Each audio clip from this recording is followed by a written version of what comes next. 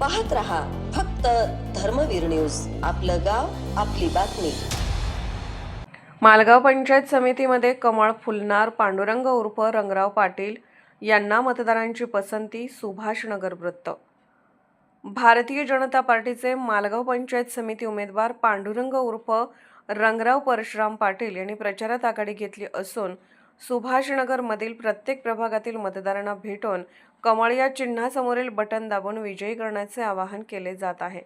आमदार सुरेशभाऊ खाडे यांच्या मार्गदर्शनाखाली भाजपा नेते काकासाहेब धामणे, माजी सभापती अरुण राजमाने, ग्रामपंचायत विद्यमान सदस्य अजित भंडे यांच्या मार्गदर्शनाखाली निवडणूक लढत आहेत।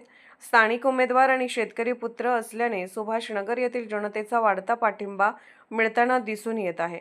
सामान्य नेतृत्व असल्याने जनतेचा कौल पांडुरंग पाटील यांच्याकडे असून पंचायत समितीमध्ये कमळ फुलणार असल्याचे चित्र दिसून येत आहे।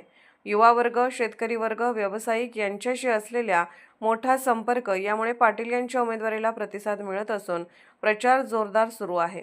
त्यांची कन्या कुमारी स्नेहल पांडुरंग पाटील या प्रचारासाठी मैदानात उतरले आहेत।